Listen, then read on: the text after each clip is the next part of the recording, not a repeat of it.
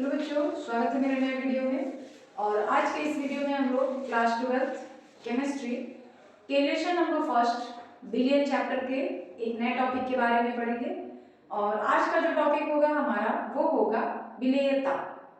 विलेयता क्या होती है?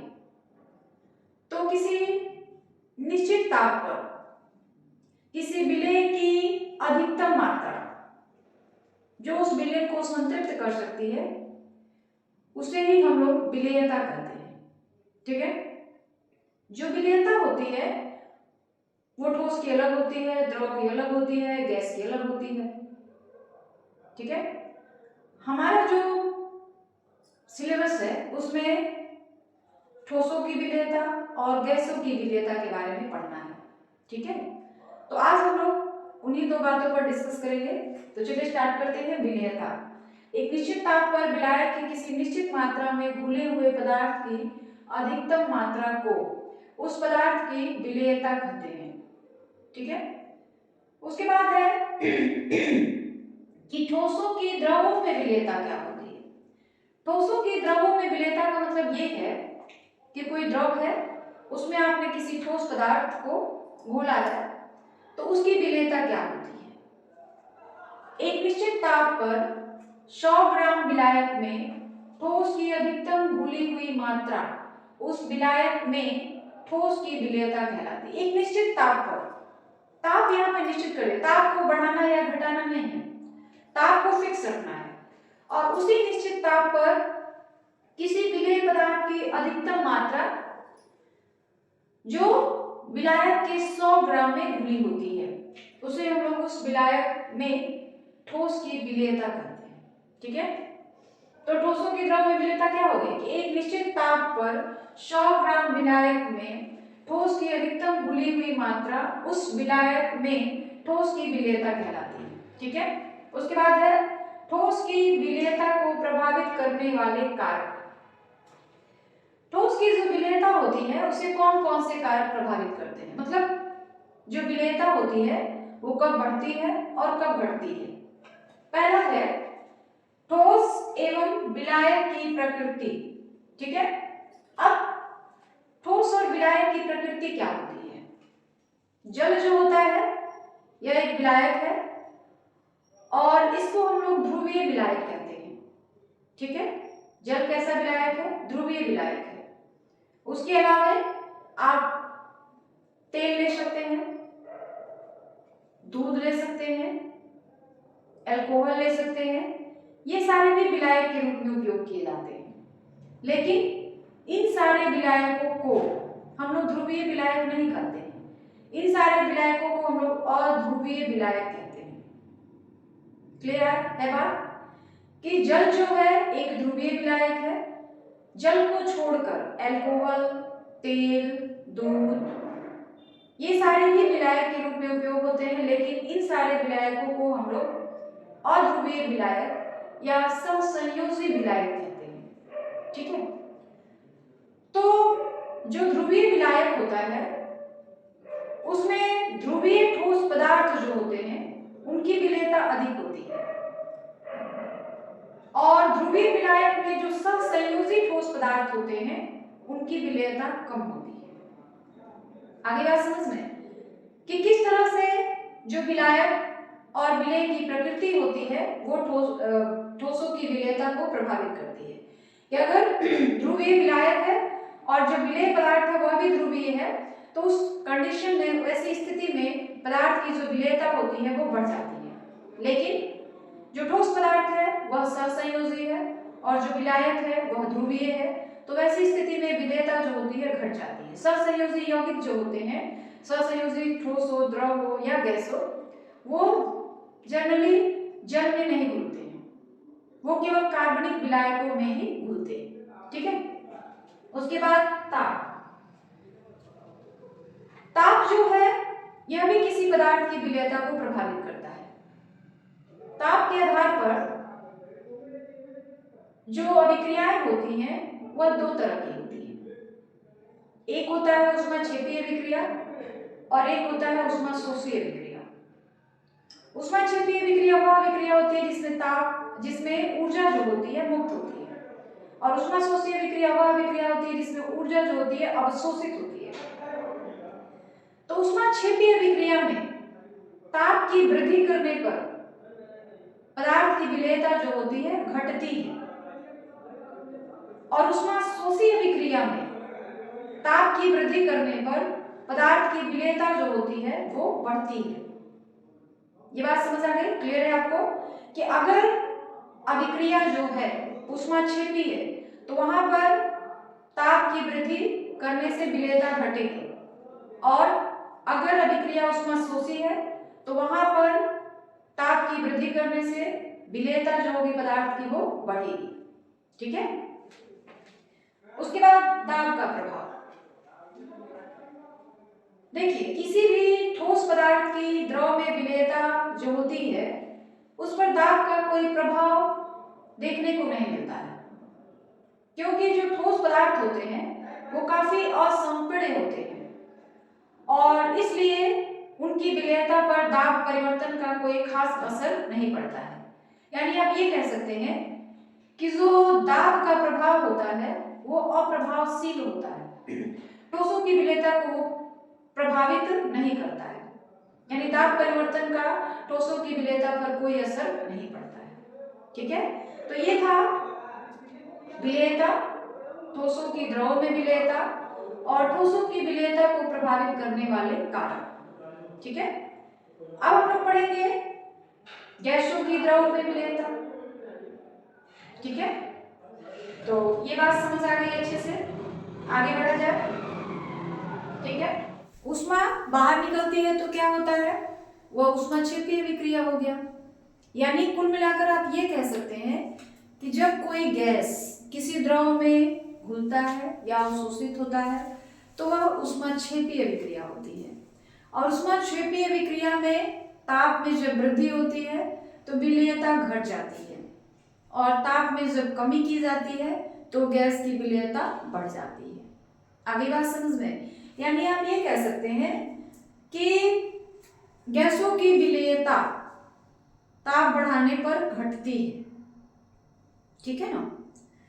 उसके बाद पांचवा है दाब का प्रभाव। कोई भी गैस जब किसी द्रव में अवशोषित होता है या घुलता है तो दाब बढ़ाने पर उसकी विलेयता जो होती है बढ़ती है। हेनरी साहब जो थे ऐसे प्रथम वैज्ञानिक थे जिन्होंने कई गैसों की विलेयता पर अध्ययन किया और गैसों की विलेयता, उनकी मात्रा के संबंध में एक नियम दिया जो आगे चलकर हेनरी का नियम कहलाया। ठीक है। तो फिलहाल हमको ये पढ़ना है कि दाब का प्रभाव क्या होता है गैसों की विलेयता पर। तो गैस की विलेयता दाब बढ़ाने पर बढ़ती है और दाब घटाने पर घटती है। यानी जो गैसों की विलेयता होती है दाब के समानुपाती होती है, आप ये कह सकते हैं। ठीक है। तो ये कारण थे 5 जो किसी गैस की द्रव में विलेयता को प्रभावित करते हैं। ठीक है। आगे बात समझ में सारी चीजें क्लियर है सब कुछ, आगे बढ़ा जाए। अब हम लोग पढ़ेंगे हेनरी का नियम। आपने अभी पढ़ा कि जो गैसों की द्रवों में विलेयता होती है वो दाब द्वारा भी प्रभावित होती है, और गैसों की द्रवों में विलेयता जो होती है दाब के समानुपाती होती है। यानी दाब बढ़ाने पर विलेयता बढ़ेगी और दाब घटाने पर विलेयता घटेगी। विलियम हेनरी ऐसे प्रथम वैज्ञानिक थे जिन्होंने 1803 ईस्वी में कई अध्ययन किए जिसमें उन्होंने गैसों की मात्रा और दाब के बीच जो संबंध था उसको प्रस्तुत किया और अपने प्रयोग के आधार पर एक नियम बनाया जिसे हम लोग हेनरी के नियम से जानते हैं।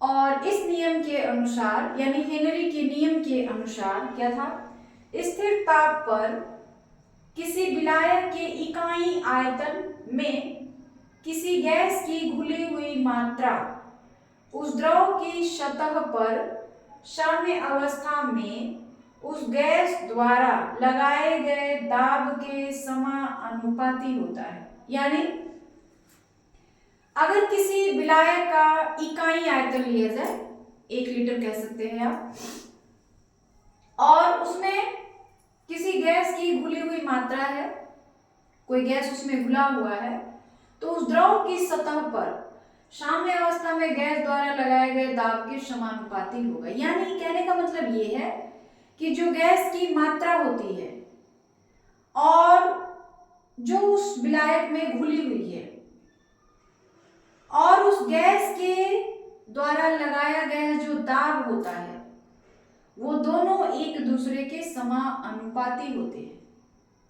मतलब 1 लीटर आप कोई विलयन ले लीजिए या विलायक ले लीजिए, उसमें आप कोई गैस अवशोषित करा दीजिए, घोल दीजिए, तो गैस जो होगा वह भी दाब लगाएगा, ठीक है। और वह दाब कैसा होगा? गैस की मात्रा के समानुपाती होगा। यानी गैस की मात्रा बढ़ रही है तो दाब भी बढ़ जाएगा, गैस की मात्रा घटेगी तो दाब भी घट जाएगा, ठीक है। अब समझेंगे यहाँ पे हेनरी के नियम को हम लोग गणितीय रूप में कैसे लिखते हैं। ये तो थ्योरी के रूप में हमने लिख दिया, गणितीय रूप में उसे हम लोग कैसे लिखेंगे। माना कि किसी स्थिर ताप पर विलायक के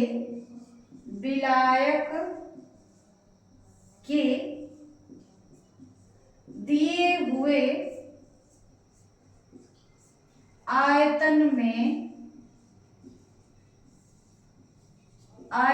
में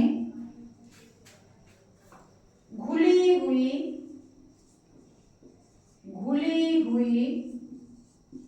गैस की मात्रा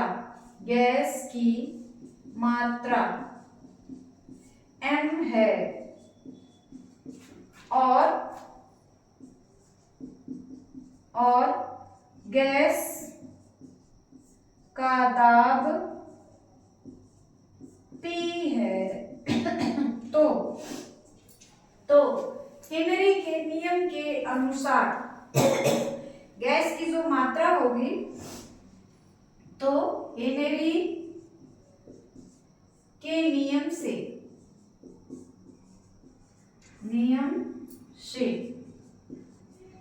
गैस की जो मात्रा है m वो समानुपाती है P के। P क्या है? दाब है, गैस के द्वारा लगाया गया दाब।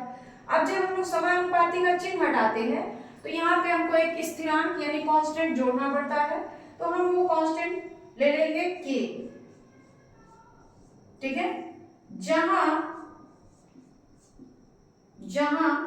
k एक समानुपाती स्थिरांक है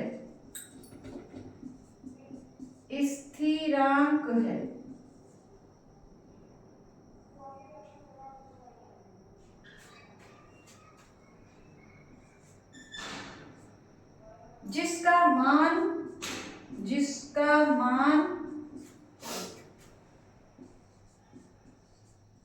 विलायक की प्रकृति,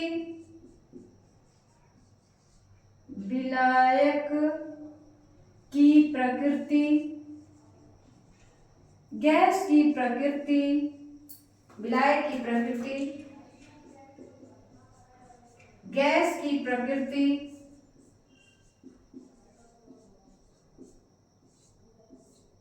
ताप, दाब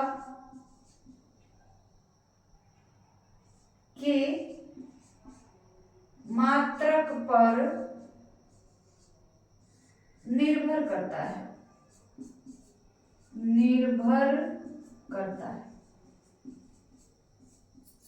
या हेनरी के नियम को आप दूसरे तरीके से भी परिभाषित कर सकते हैं, ठीक है। या हेनरी के नियम अनुसार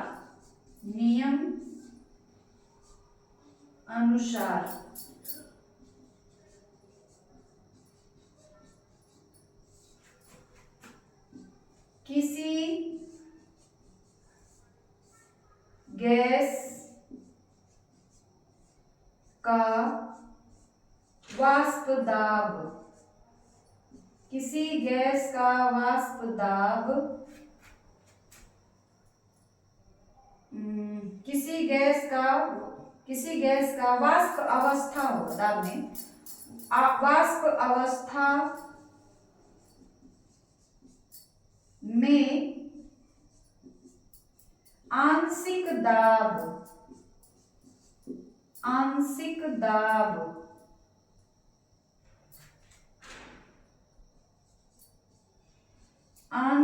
दाब देखिए हेनरी के नियम अनुसार किसी गैस का वाष्प अवस्था में आंशिक दाब उस विलयन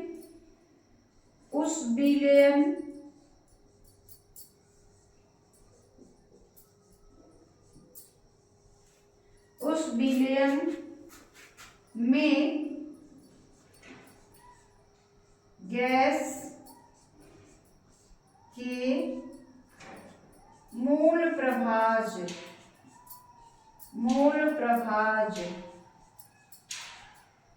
को हम लोग एक्स से दिखाते हैं, मूल प्रभाज के समानुपाती होता है,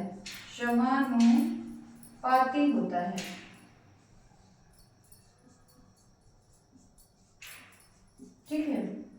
अर्थात यही को लिखते हैं, अर्थात x समानुपाती है p के। x क्या है? गैस का मोल प्रभाज है और p क्या है? गैस का आंशिक दाब है। अब यहां से हम लोग अगर समानुपाती का चिन्ह हटा दे तो एक कांस्टेंट हम लोग ले लेंगे k p, ठीक है। और यह जो k डैश ले सकते हो, डैश k डैश जो है यह भी एक समानुपाती स्थिरांक है, इसे हम लोग KH भी बोलते हैं, KH यानी हेनरी का स्थिरांक, ठीक है। तो ये था हेनरी का नियम, और यह जो हेनरी का नियम है उसको आप दोनों तरीकों में से किसी भी तरीके से परिभाषित कर सकते हैं, ठीक है। हेनरी का नियम आपके एग्जाम के लिए बहुत ज्यादा इंपॉर्टेंट है, बहुत ही ज्यादा इंपॉर्टेंट है, और इस पे सवाल भी आते हैं। अभी आपने पढ़ा हेनरी का नियम क्या है, किसे कहते हैं, और अब हम लोग पढ़ेंगे कि जो हेनरी का नियम है उसके अनुप्रयोग कहाँ कहाँ है, क्या है, और हेनरी के नियम की सीमाएं क्या क्या है, ठीक है। तो चलिए स्टार्ट करते हैं। हेनरी के नियम के अनुप्रयोग। हेनरी के नियम का पहला अनुप्रयोग जो है हमको देखने को मिलता है शीतल पेय पदार्थों में। जैसे आप जब कोल्ड ड्रिंक्स वगैरह पीते हैं तो जब उसका ढक्कन खोलते हैं ना तो उसमें से झाग की तरह निकलता है। तो ये झाग की तरह जो बुलबुले निकलते हैं वो कार्बन डाइऑक्साइड गैस होता है। जब तक उसका ढक्कन बंद रहता है, प्रेशर बना रहता है, दाब अधिक रहता है, और कार्बन डाइऑक्साइड गैस जो होता है वो जग में, मतलब जो आपका कोल्ड ड्रिंक्स है उसमें घुला हुआ रहता है। जैसे ही दाब कम होता है कार्बन डाइऑक्साइड जो होता है उसमें से बाहर निकलने लगता है, ठीक है। ये आपने खुद देखा भी होगा। तो ये है पहला कि शीतल पेय पदार्थों में दाब बढ़ाने पर गैसों की विलेयता द्रव में बढ़ जाती है, ठीक है। दूसरा क्या है, गोताखोर गहरे समुद्र में श्वास लेते हुए अधिक दाब महसूस करते हैं। अधिक बाह्य दाब के कारण गैसों की रुधिर में विलेयता बढ़ जाती है। देखिए होता क्या है, कोई भी गोताखोर होते हैं, जैसे जैसे वो समुद्र की गहराई में जाते हैं उनके ऊपर दबाव बढ़ता जाता है, दाब बढ़ता जाता है, जिसकी वजह से उनके रुधिर में यानी उनके रक्त में ऑक्सीजन गैस की मात्रा जो होती है वो बढ़ जाती है। लेकिन जैसे जैसे गोताखोर जो होते हैं पानी से बाहर आने लगते हैं, दबाव जो होता है, दाब जो होता है वो कम होता जाता है, जिसकी वजह से क्या होता है कि उनके ब्लड में जो होते हैं नाइट्रोजन के, ऑक्सीजन के बुलबुले निकलने लगते हैं, ठीक है। तो उनके ब्लड से, मतलब उनके ब्लड में जो होते हैं जैसे जैसे वो पानी के बाहर आने लगते हैं उनके ब्लड में नाइट्रोजन और ऑक्सीजन की जो मात्रा होती है वो कम होने लगती है। इसलिए कम होने लगती है क्योंकि जब वो पानी की गहराई में थे तो उनपे प्रेशर ज्यादा था, दाब ज्यादा था, लेकिन जब वो पानी से बाहर आ रहे हैं तो उनमें जो होता है प्रेशर धीरे धीरे कम होने लगता है, ठीक है। इसकी वजह से क्या होता है, जब ये गोताखोर पानी के अंदर जाते हैं हमेशा वो हीलियम और ऑक्सीजन से मिक्स कोई सिलेंडर का उपयोग करते हैं और अपने साथ लेकर जाते हैं, ताकि पानी की गहराई में नीचे जाते समय या ऊपर आते समय उनको सांस लेने में कोई दिक्कत का सामना न करना पड़े। ठीक है। उसके बाद जो तीसरा नियम उपयोग है वो है अधिक ऊंचाई वाले स्थानों पर ऑक्सीजन का आंशिक दाब कम हो जाता है, जिसके कारण उनके रक्त में ऑक्सीजन की मात्रा कम हो जाती है। मतलब ये जैसे जैसे हम लोग ऊंचाई पर जाते हैं, ऊंचे पहाड़ों वगैरह पे जाते हैं, तो वहां पर ऑक्सीजन का जो आंशिक दाब होता है वो कम होने लगता है। ठीक है। आंशिक दाब कम हो जाता है, जिसके कारण उनके रक्त में ऑक्सीजन की मात्रा कम हो जाती है। मतलब जब वो जमीन पे थे, मैदानी भाग में थे, तो दाब ज्यादा था ऑक्सीजन का। दाब ज्यादा होने की वजह से उनका जो रक्त था उसमें ऑक्सीजन ज्यादा मात्रा में घुला हुआ था। लेकिन जब वो किसी ऊंचे पहाड़ पे गए, किसी ऊंचे जगह पे गए, तो वहां पे ऑक्सीजन का आंशिक दाब जो होता है घट जाता है। ठीक है। और घटने की वजह से उनके रक्त में, उनके ब्लड में जो ऑक्सीजन की मात्रा होती है वो कम होने लगती है। अब इसकी वजह से उनके अंदर कुछ दिक्कतें आने लगती है, कुछ प्रॉब्लम्स आने लगते हैं। और वो प्रॉब्लम क्या होते हैं कि उनका जो दिमाग होता है वो सही ढंग से काम नहीं करता है, और इस रोग को हम लोग एनाक्सिया बोलते हैं। ठीक है। क्यों होता है ये? क्योंकि ऑक्सीजन की मात्रा जो होती है वो ब्लड में कम हो जाती है, इस वजह से ये बीमारी होती है। ठीक है। तो ये तीसरा है कि अधिक ऊंचाई वाले स्थानों पर जो होते हैं कि आंशिक दाब जो होता है ऑक्सीजन का वो घट जाता है, जिससे उनके ब्लड में रक्त ऑक्सीजन की मात्रा भी घट जाती है, जिससे उनको एक बीमारी का, एक दिक्कत का सामना करना पड़ता है। उनकी सोच स्पष्ट नहीं हो पाती है, और इसी बीमारी को हम लोग एनाक्सिया के नाम से जानते हैं। ठीक है। तो ये थे हेनरी के नियम के उपयोग। अब हम लोग पढ़ेंगे कि हेनरी के नियम की सीमाएं क्या क्या है, कहां तक वो लागू होता है और कहां पे लागू नहीं होता है। तो पहली सीमा है दाब उच्च नहीं होना चाहिए। मतलब जब भी हम लोग हेनरी के नियम का उपयोग करते हैं उसमें दाब उच्च नहीं होना चाहिए। दूसरा है ताप बहुत कम नहीं होना चाहिए। ताप ऑप्टिमम यानी ना ज्यादा कम होना चाहिए ना ही ज्यादा अधिक होना चाहिए। तीसरी, गैस की विलायक में विलेयता कम होनी चाहिए। कोई भी गैस है जब वो किसी द्रव में घुलता है तो उसकी विलेयता जो होनी चाहिए कम होनी चाहिए, तभी तो उस पर प्रेशर का प्रभाव जो होगा, दाब का प्रभाव जो होगा उसका अनुभव किया जा सकेगा। उसके बाद चौथी सीमा यह है कि जल में NH3 तथा HCl की विलेयता पर हेनरी का नियम लागू नहीं होता है। देखिए क्यों नहीं लागू होता है? इसलिए कि अगर हम NH3 को जल में घोलते हैं, अगर हम NH3 को जल में घोलते हैं तो NH3 क्या करता है, जल के साथ अभिक्रिया करके NH4OH यानी अमोनियम हाइड्रोक्साइड बना लेता है, जो NH4+ और OH- से मिलकर के बना होता है। ठीक है।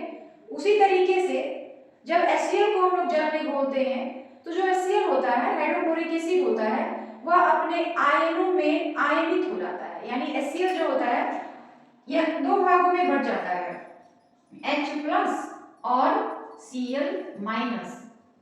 आएगा समझ में? इसीलिए जो अमोनिया गैस है और जो HCl हाइड्रोक्लोरिक एसिड जिसको हम लोग कहते हैं, इन दोनों गैसों की जल में विलेयता पर हेनरी का नियम लागू नहीं होता है, क्योंकि ये आयनों में टूट जाते हैं। जैसे इसको हम लोग जल में बोलते हैं ना, ये आयनों में आयनित हो जाते हैं, टूट जाते हैं। ठीक है।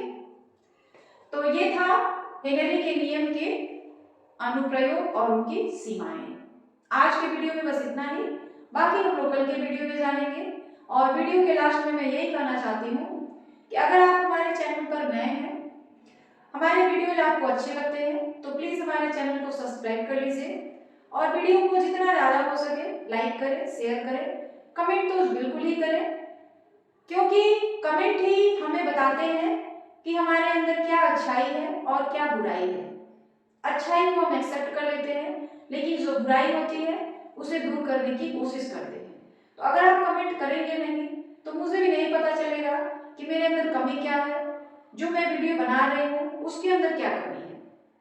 दूसरी बात ये कि वीडियो में किसी भी तरह का आप चेंज चाहते हैं, बदलाव चाहते हैं, या किसी और चीज को लाना चाहते हैं इसमें, तो प्लीज कमेंट करके जरूर बताएं।